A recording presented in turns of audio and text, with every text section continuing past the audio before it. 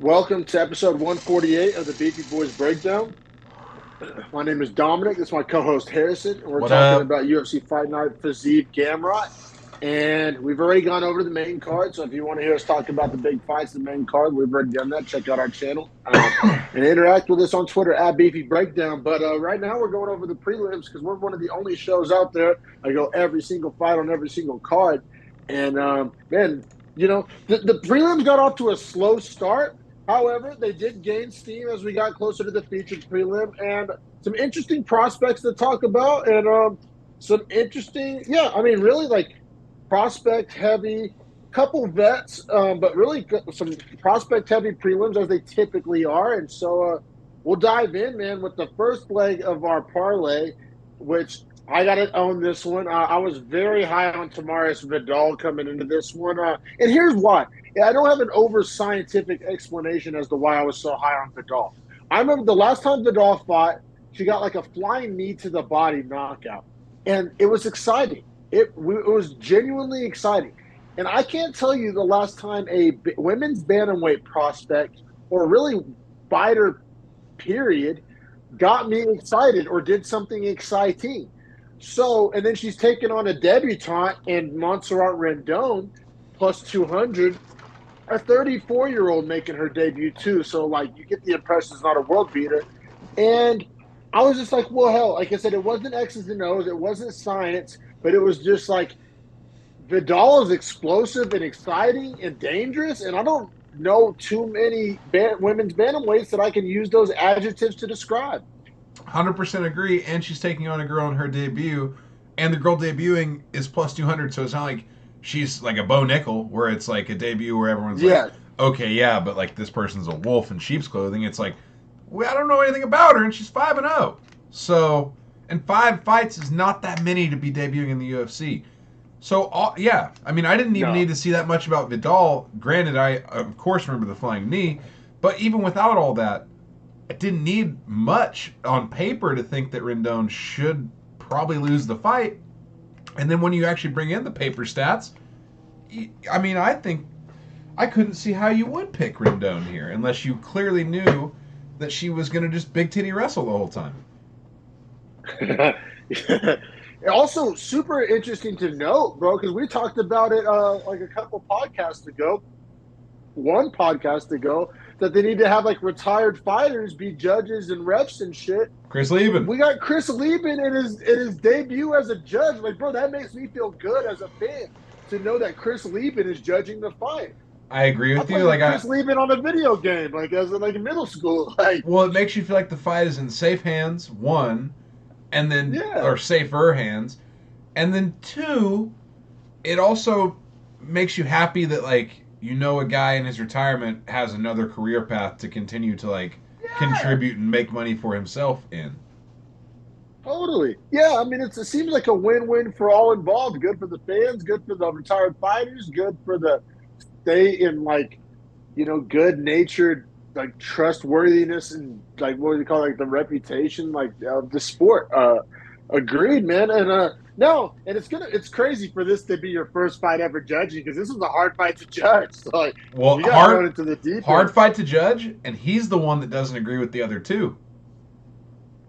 Yeah, I feel good. I agree with Lieben. I believe I have the same scorecard as Lieben. So I was like, yeah, Ooh.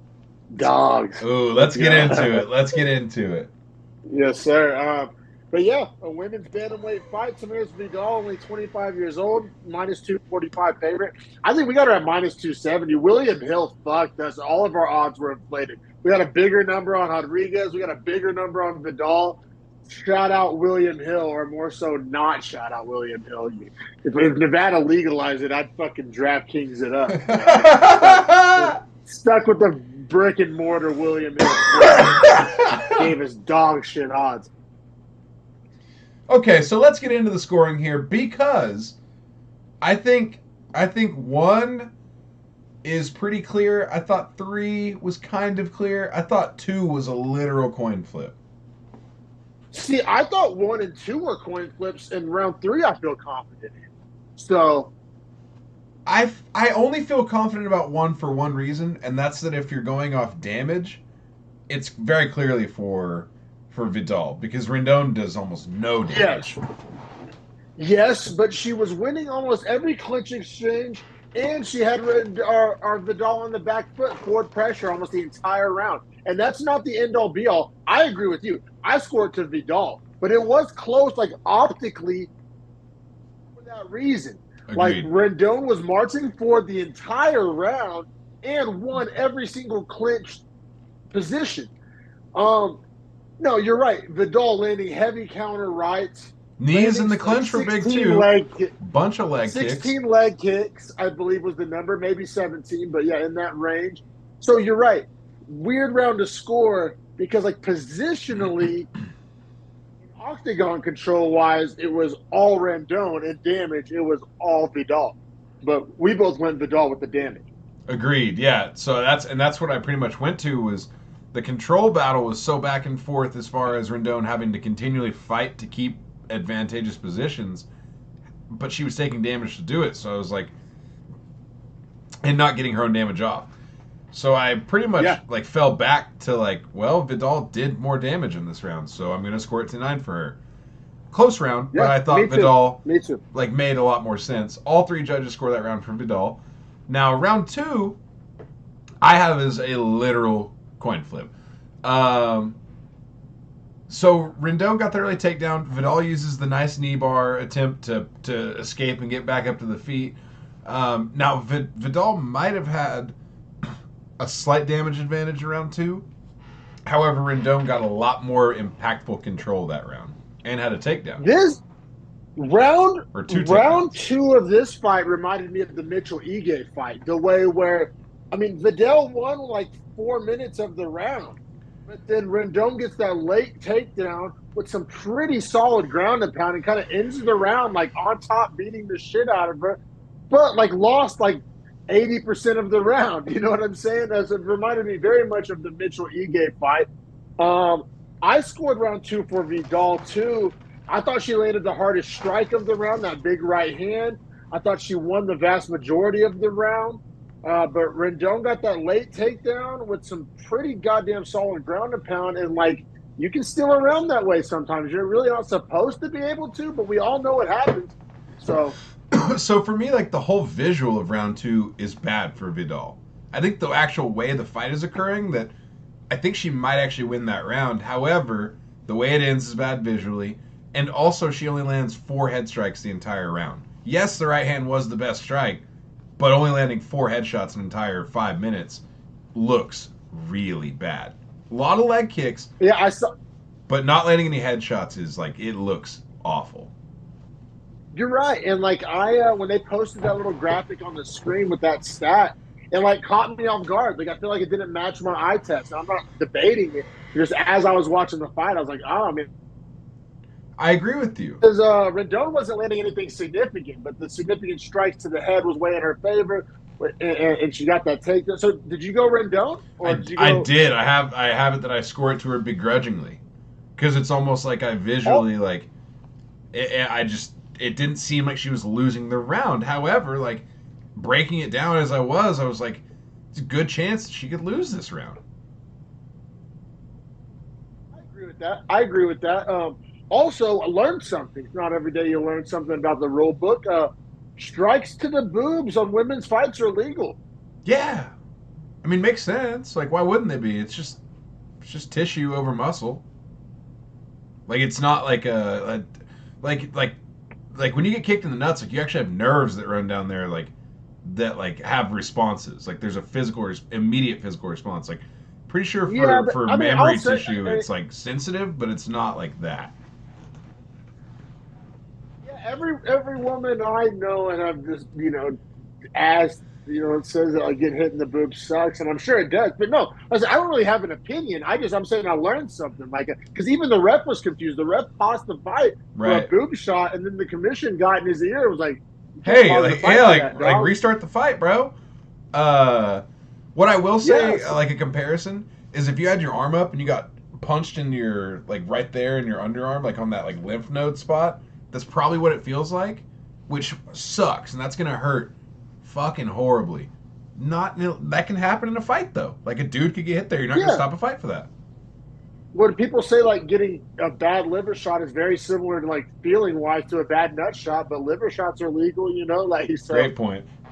Great point. Yeah. Well, and, like it's so weird in MMA because like kneeing somebody in the nose is pretty bad too. It's Well, like where and do I we see draw the them. arbitrary Well, line? but I see him also call time for crotch shots in women's fights too. So like, that's just an illegal zone to strike. Like I don't think they're considering gender when they made that rule. Yeah, which it's all very consistent. But also acting like the male chest and the female chest are like the same is kind of But like bro, if you told a fighter you couldn't strike the chest, like that's a huge zone to not be able to strike. well, you're literally taught to like aim for like the chest when aiming, like kind of For like the aiming at the chin, head. You yeah, know what I'm saying? right, yeah. Yeah, yeah, yeah.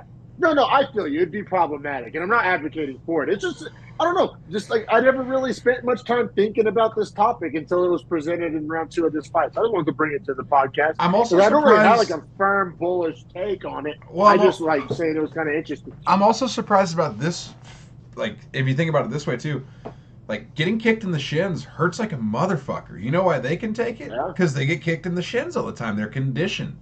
How is she not yeah. getting punched in the chest more? I'm just like wondering. Yeah, you think it would kind of just happen throughout the course of training and stuff. Yeah, no, it's an interesting topic. Like I said, I don't really think it's like a right way, wrong way. Because I really Vidal haven't did got have like a strong reaction to it where she was like, "Oh, whoa, like stop," and it was like, yeah, "No."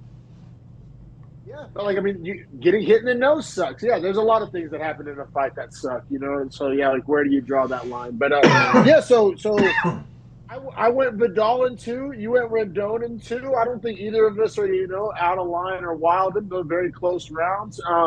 So I have it 2 rounds for Vidal going into three, but it was one of those things where like going into three, I was like, well, there's a very good chance that the judges don't agree with that. You know what I'm saying? I didn't Right. think I like had it figured out. Like the round three, everything was very much up in the air. Yeah, like two is so close that you can't just assume you won it if you're Vidal or Rendon, so you have to fight three like it's like you lost it essentially.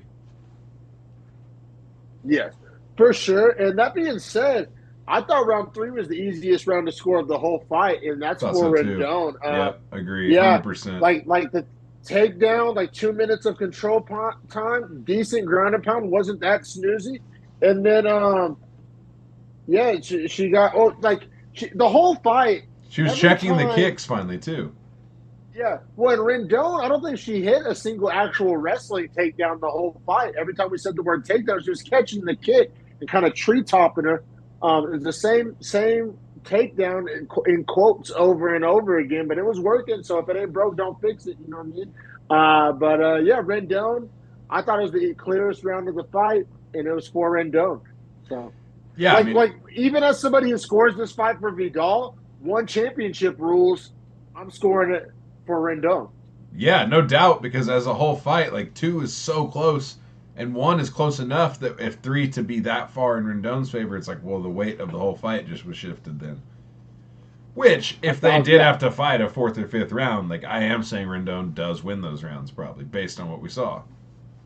Yeah, and it was a real kick to the nuts, but Rendon wins, and it busted our parlay on the very first fight of the night. The other three legs would go on to hit, which is just soul crushing.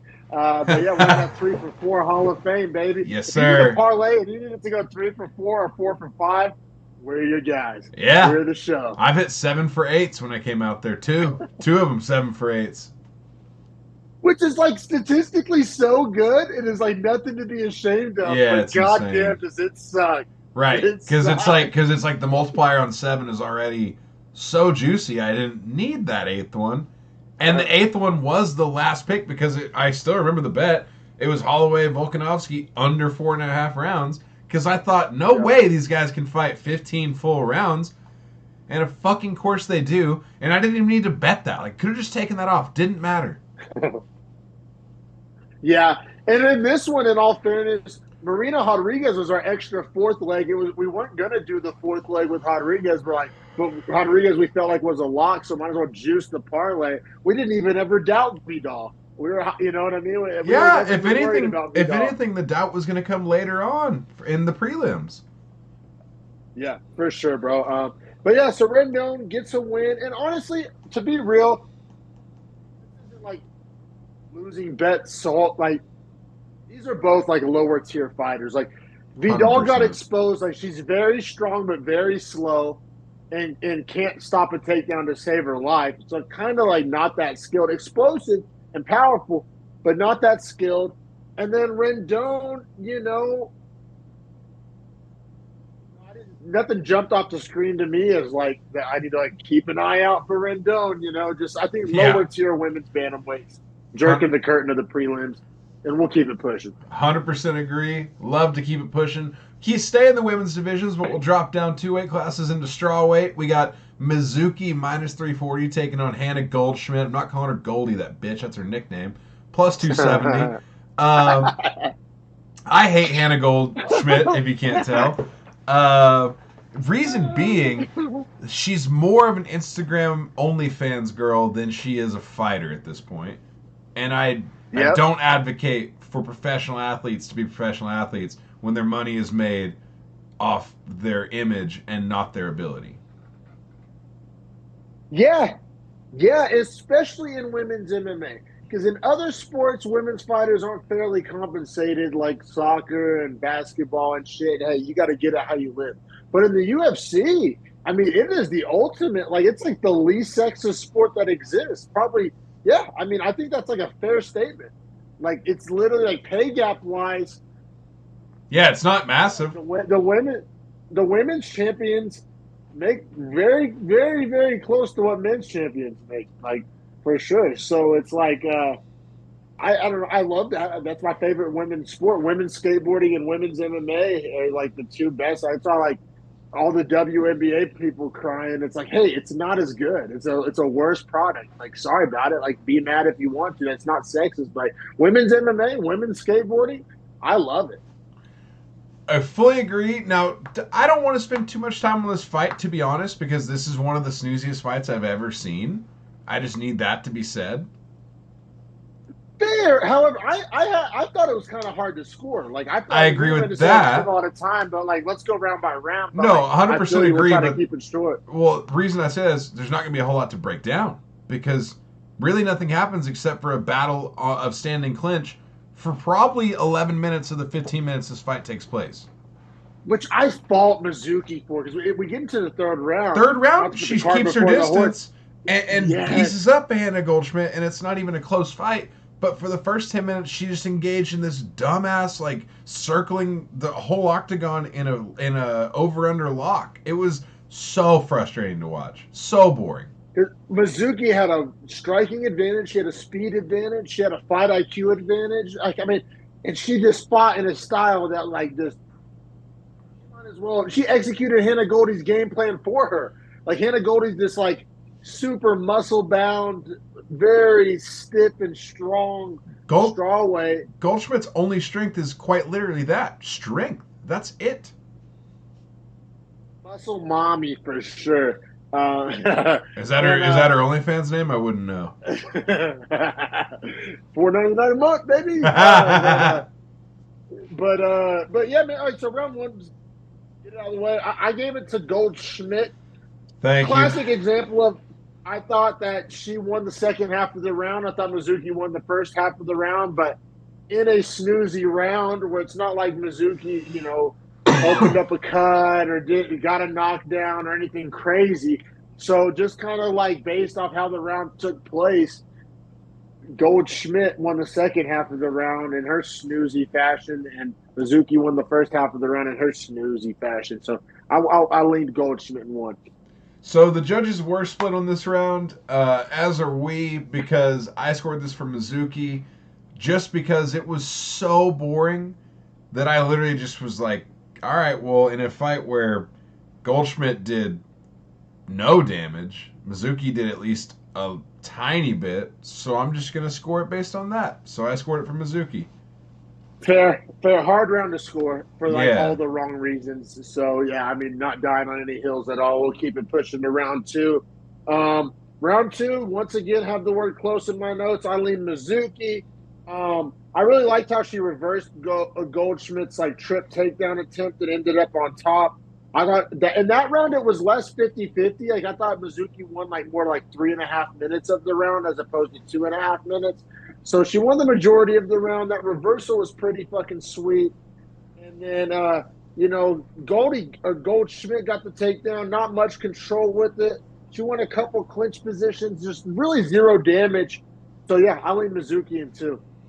I did as well. Once again, I went to the same metric as one because it was like the same thing of just ultra snooze fest, the most limited damage. Mizuki, of course, once again slightly winning the damage battle. Scored it for her. I have her up 2018.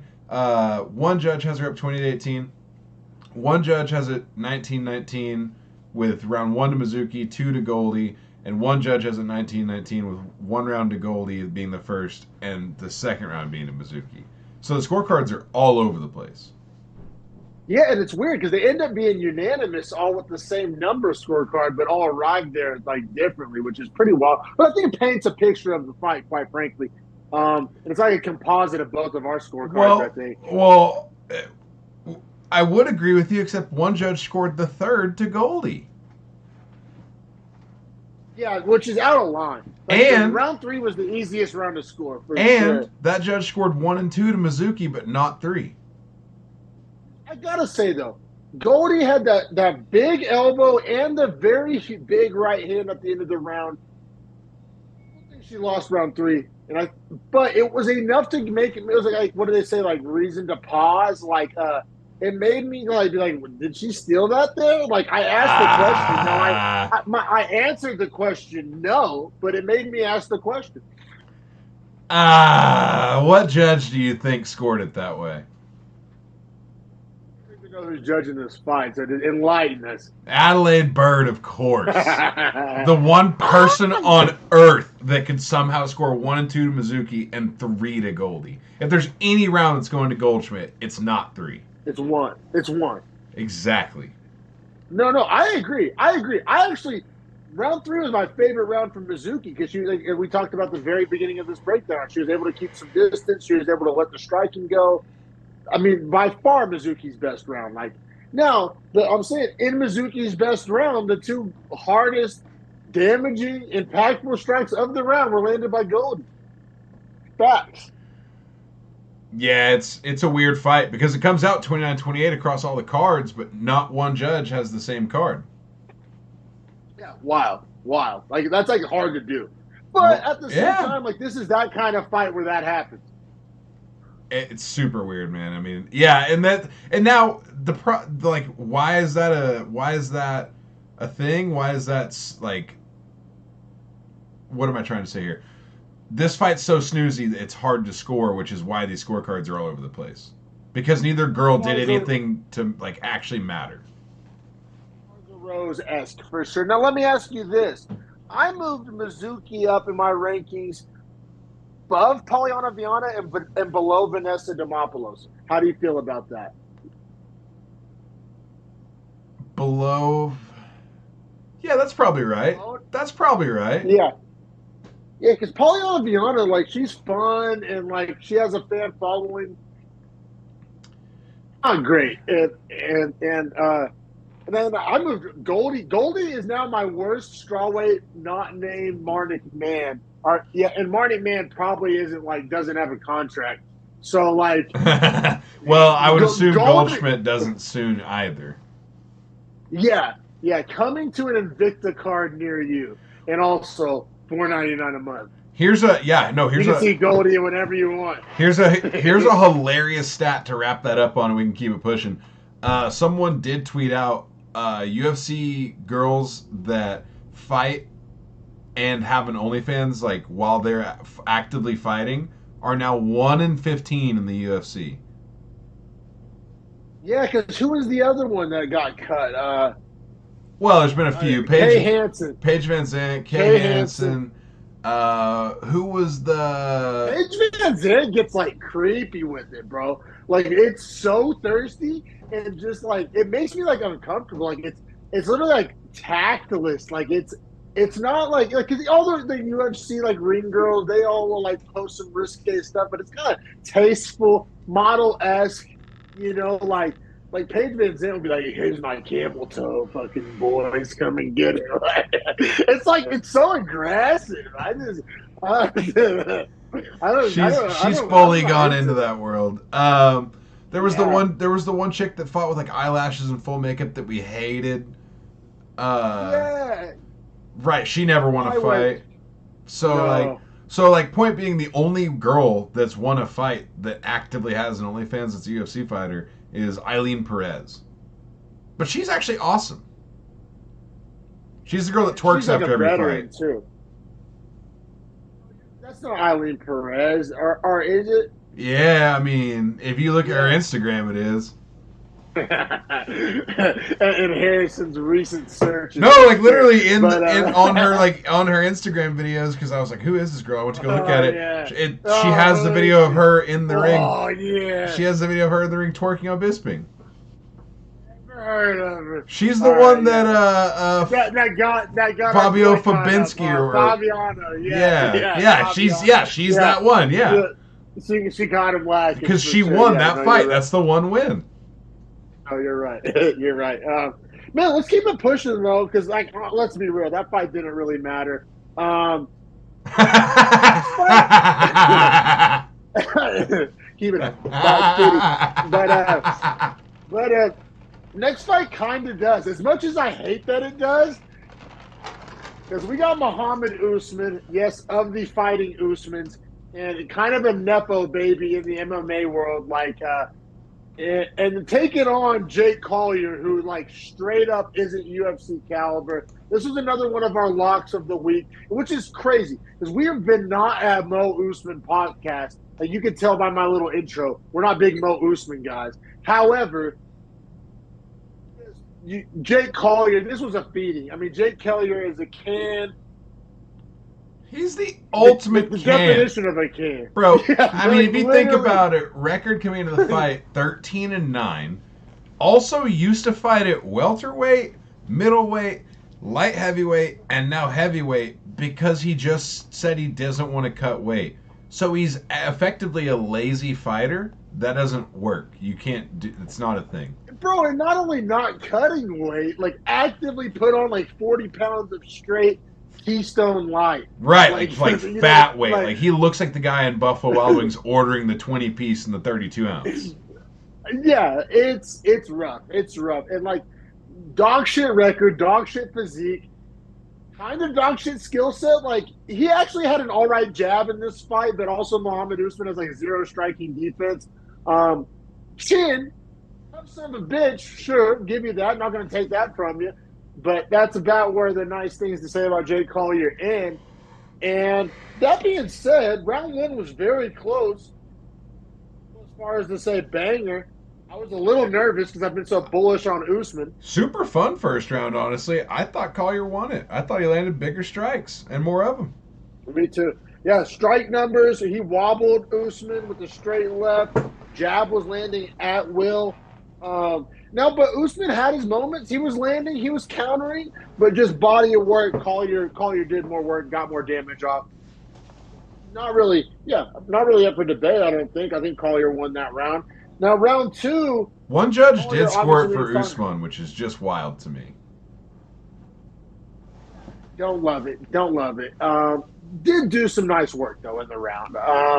Now round two, where we just talked about Collier, not in shape, dog shit Yeah. physique. Usman actually is like a super athlete. Like you can say whatever you want about technique and all that, but like he's a juice to the gills, pharmaceutically enhanced.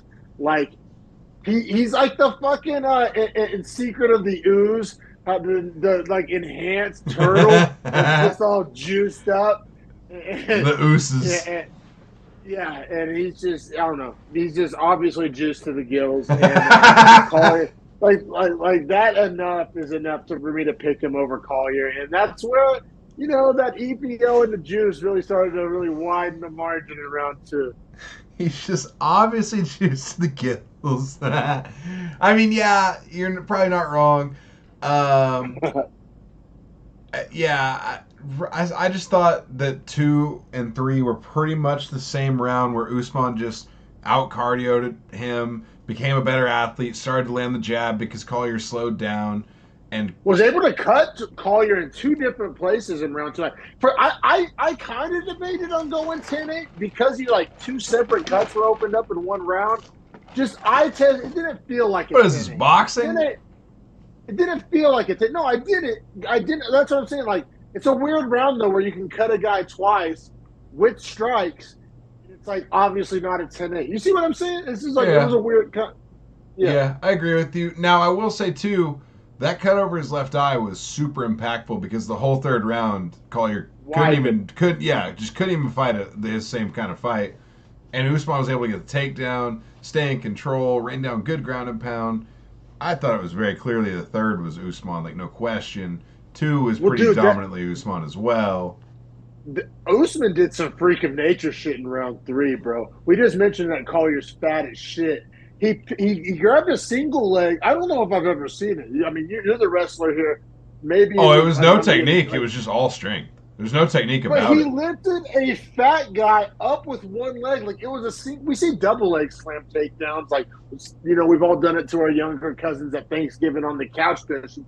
But, like, the single leg slam, it's literally like you grab, like, a rotisserie chicken and just fucking, like, slam it. Like, it was crazy to watch. He picked up a fat 255-pound guy. Like, he just pretty much did that. Like, he slammed him by his one leg, like lifted his entire body weight off the ground with one leg and slammed him down. I mean, it was ridiculous. That was freak show stuff. Yeah, I mean, essentially, like literally lifts him up at the hip, takes a step back, and like just slams his whole rest of his body while controlling him at the hip. It was really like some Bam Bam freak shit. Yeah, like it wasn't technical. That's like I would love to give a technical breakdown. It wasn't. No, he literally was just like juiced to the gills. Well, like I would say, when your oldest brother's a high level pharmacist, like you probably are very juiced. That's been jailed. Yeah, a rogue pharmacist. Yes, rogue pharmacist. That's an important part of that title. It is for sure, man. But Usman, like I said, it was making me a little sweaty in the first. Granted, our parlay was a little busted, but it was for pride. I was so bullish on it that if Usman lost to Collier, I was going to call my own credibility in. But in round 2 and 3, you widened that margin, came through for your boys' fight picking ego there. 100% agree. Usman's post fight sucked. Everything about Usman kind of sucks, except for I've just embraced it. Like, he's going to be around. Yeah. And he's got this Fugazi padded 3-1 or 4-0 record now. Like, I forget what it is. But they're feeding him cans. His last name, Nepo baby. I've kind of just accepted that, he's going to be around. Like, I don't want to say get on board, but, he's going to get he's going to get some fights. Yeah. So, honestly, bro, I have him ranked above both Tafas and below Romanov. I want him to fight the other Tafa. That was actually the fight I was going to propose. All the sense in the world, because after that if you go up, at least according to my rankings, you got to either give him a Romanov, a Budai, or a Cortez Acosta, and I think guys beat him. So if you want to try to keep whatever this is rolling, you got to give him a Tafa or a Parker Porter or a Bresky, or Austin Lane. If you want to keep feeding him cans, there's a couple left that you can feed him. But I think the minute they try to fight, because also he's 35 years old, so they talk about him like he's some prospect. I don't know, bro. I think if he has to fight Romanov, he's getting fucking slammed himself. Especially weighing 235.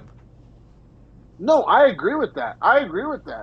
So, but I think if he fights a Tafa, Parisian, or these type of guys, he can just kind of out-athlete him. I think Parisian is getting cut. I don't know if he even has another fight. Well, I felt the same way about Collier, so that's what I'm saying. If they want to just keep feeding Usman cans, there's guys that'll sign the contract. Fair enough. I say we keep pushing to one of the weirdest fights of the night, the biggest favorite on the card. Number one bullshit fight. Yeah, Cody Brunda's just straight pussy. Obviously doesn't want to get cut. Knows that if he loses, gets cut. Knows that if he keeps fighting, he loses because he's getting dominated for 4 minutes. Yeah, took the Yeah, this take was take a another knee lock, way but out. just like literally this was a lock, but it was like it would suck the juice out of your parlay by adding a minus 550. You know what I'm saying? Like, Right. which proves that when you, it's like we've been talking in our group chat all week that like Brundage isn't UFC caliber. He's a can. Like, because Malkoon's not a world beater. So to be a minus 550, like to Jacob Malkoon, and this is going to sound like, I guess, disrespectful to Malkoon. You can take it that way if you want to, but like, Malkoon's not a world beater. He's a back end veteran, journeyman middleweight. And if you're a minus or a plus 410 against a guy of Malkoon's level, that's like by definition admitting that you're not like UFC caliber. I mean, he landed 3 strikes the entirety of this fight. He has And wins. Dot, dot, dot. Is that a trick question? Is that a riddle? How does he win, Harrison? How does the guy that lands 3 strike and is a tuna can beat Jacob Malkoon on Saturday afternoon? I'll turn the floor over to you. Oh, well, he has his back taken and is eating shots for 2.5 minutes until he eats an illegal shot to the back of his head, and Mark Smith steps in and calls time for review for an illegal strike, deems that it was, like, very illegal, like, blatantly illegal, which is why he called a stop, pulls the doctor in, asks Cody Dumbass Brundage if he wants to continue. Cody Brundage is like, man, I don't know, man. My head kind of hurts. The doctor's immediately like, well, you're not wanting to immediately fight, and we're in a fight, so I'm going to save you because you pussy. So we get a DQ because it was a blatantly illegal blow, as Mark Smith had ruled it. So it's a win for Cody Brundage. Yeah, this just sucked all the way around. Because the thing is, there's no sticking up for Malkoon here. It wasn't like a fugazi. Like it was an illegal blow. It was Peter Yan Aljo. Yeah, it was very bad. Yeah, you're right. I mean, it was very Jan Aljo-esque, but like just with the lowest stakes possible, which makes it even worse. Also, seemingly way less of a strike than what Aljo ate comparatively. Like Aljo eating a knee on the floor versus like a forearm to the back of the head. Because it wasn't an elbow, it was a forearm. And his hands were here. Like Aljo ate it on the face, no hands, knee. Yeah, fair. Like for a Muay Thai guy. Right, like for Aljo to be like, I'm very fucked up right now, like I don't feel safe to continue. All good. That one I was like, yeah, like I would be fucked up if I had a blatantly illegal knee to my face. Now, if you like land a forearm in the back of my head after you've been beating the shit out of me, I don't know that that's the most impactful strike to end a fight on. I get it, it's illegal. Yeah. You take a free win, you pussy. It just sucks because man, bro, this was a dog walking. Like this looked like every bit like the Vegas got this money line right. You know what I'm saying? Well, so I feel bad for anybody. Could you imagine if we did have Malkoon on a parlay and you're like, oh, well, I mean, it's minus 550. It's just a free leg. Let's get this multiplier. Yeah.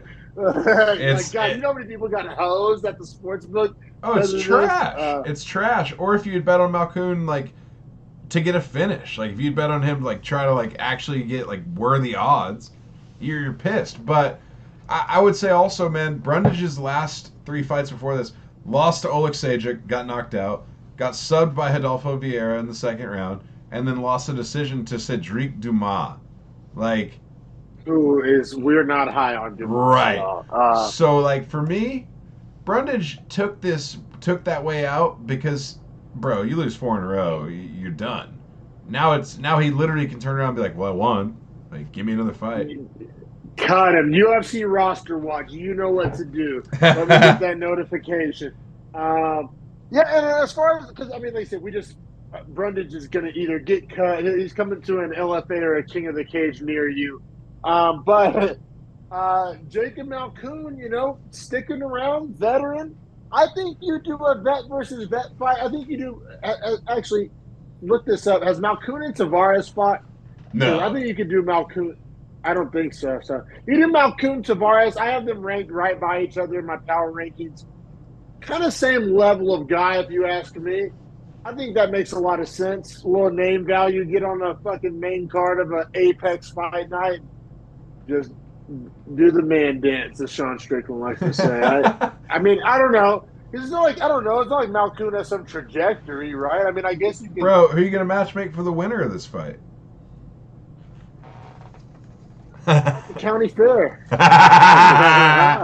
Good. Bare knuckle, fucking combat jiu-jitsu. I don't know. Fucking something. Not. I don't believe it's under the ban. I don't think we're going to be watching it on ESPN. Fair enough. Fair enough. I say we keep it pushing. I think the next fight Yeah, you got next fight. you get to put your chest out a little bit.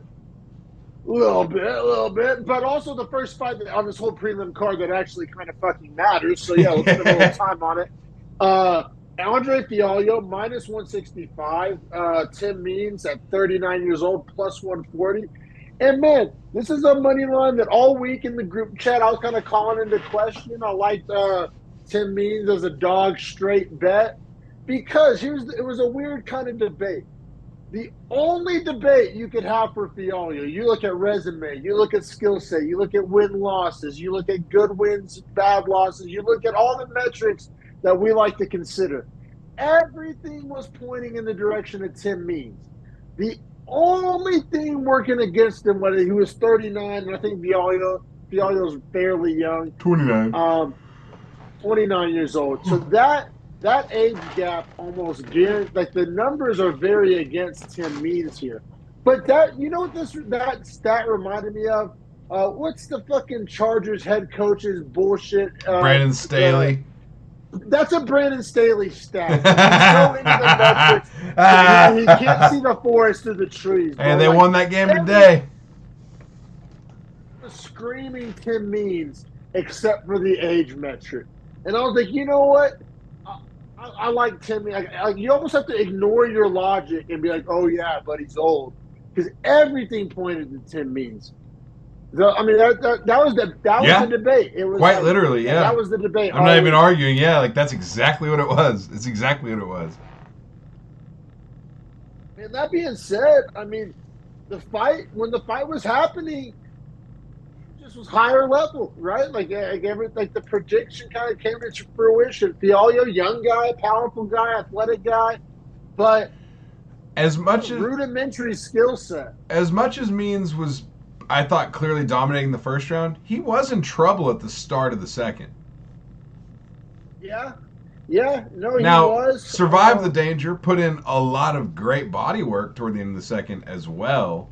I thought Tim Means' comeback in the end of the second was very indicative of where that fight was headed. Yeah, I agree. I gave Tim Means the second. I did too. That's what I mean. For him to get as hurt as he was and come back and win the round, I had him up 2-0, and it was like he had survived Fialho's best shot and was still like ramping up the damage he was doing to Fialho past that point.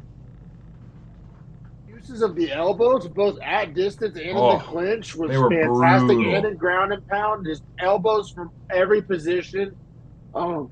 Knees, jab, the body work, just everything that wasn't just being athletic and landing a haymaker. I mean, Means had the advantage. He looked fantastic, and I gotta say, just the eye test, like the Weidman fight. Right, Weidman just fought Tavares, right? Even if Weidman was able to win that, he still didn't look like he looked washed, right? Like, nothing about Tim Means looked washed at all. Like, I mean, Father Time's undefeated. I feel it. It's got to come at some point. I just don't think it's come yet. He looked fast. The chin wasn't cracked. I mean, all the things you say about aging fighters, the speed, the chin, I don't think any of that applies to Tim Means here. No, I agree with you. I was actually looking at my ranking, seeing where I would like to see him fight next.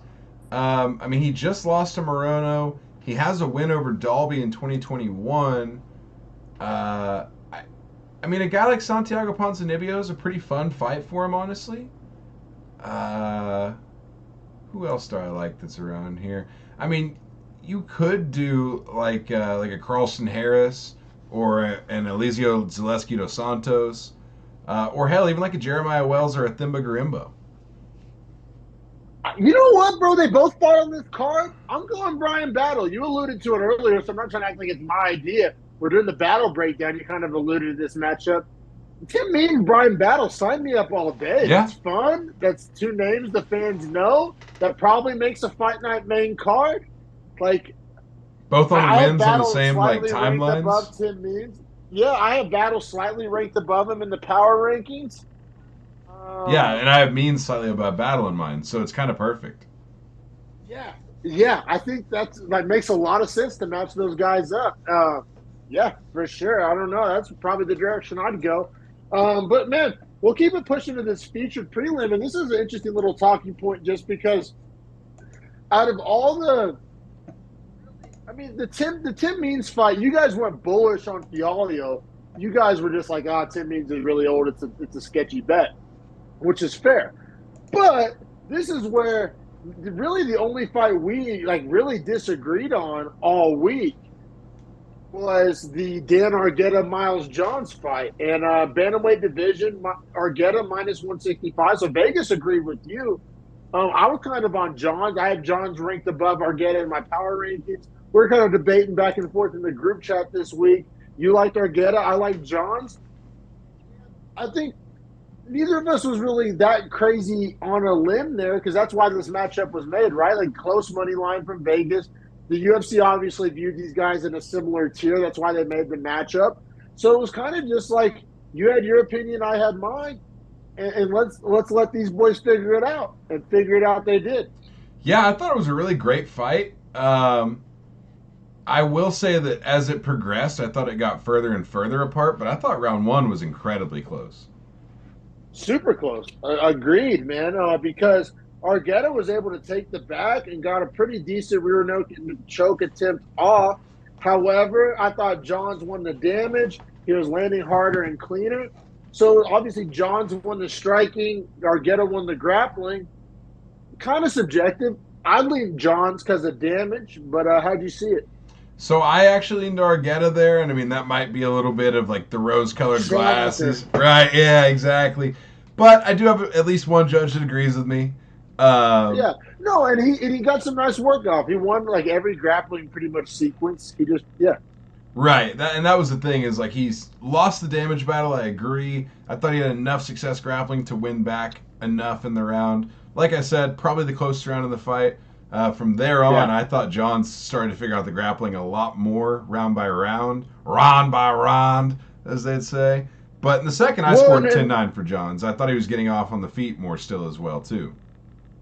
it was a banger because you're right. Johns had like a hell of like body of work, got a lot of damage off in the round. However, Argueta landed that knee that was like, I mean, that's Super about as good of a impactful. knee as you can land. Yeah, I mean that's what dream like like you dream laying in bed dreaming of a highlight move you can pull off in a fight. It looks a lot like that knee Argueta landed, and so it was kind of a quantity versus quality thing, like that one. They definitely the most impactful moment of the round, probably the most damaging single moment of the round. But Johns had multiple other significant strikes land, like very, you know what I mean? Like it was like, would you rather take 110 or like 5/8? Right. You know what I mean? As far, yeah, if that made any sense, you Yeah, I know understand. what you But meant. yeah, yeah. So oh yeah, but 5/8 all day. But Yeah, all day. like but man, we both scored round two to Johns, but that knee made it interesting. Yeah, I fully agree with you. Now, round three, it seemed like Johns had seemed to have figured out the puzzle a little more. No, for sure. Was stuffing the takedowns. Like I literally just had like it's like the most caveman notes ever. I literally had like bomb punches. Like he was just like winging bombs, but they were landing.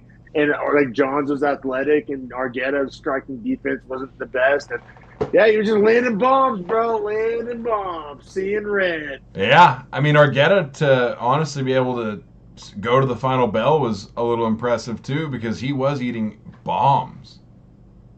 For sure, chin on Argueta. But Yeah, Johns gets the win. Two judges go 30-27, which did. So I agree with those two. One judge, I assume, gave Argetta the first, as you did. Yeah. I'm not. So, I mean, I think all within bounds here. Bantamweight, biggest thing that's been my favorite about these like power rankings we're doing is bantamweight because it's so hard to wade through the murk, and there's so many bantamweights, and they're all so good. So actually, like we've been talking about on the podcast for years now, and actually trying to like rank these out is pretty interesting.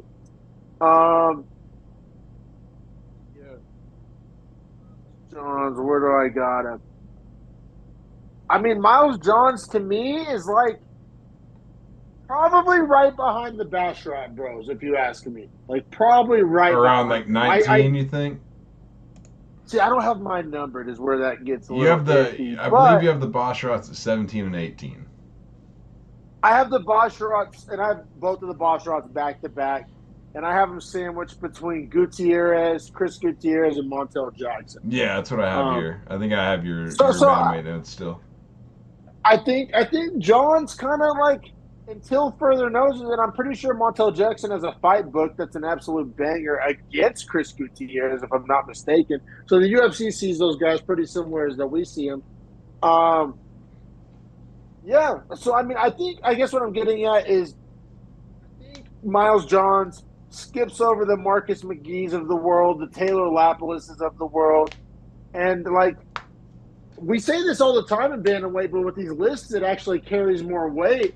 Like they're right outside that top 15, like right out. Like Miles Johns is knocking on that door, like not just like actually.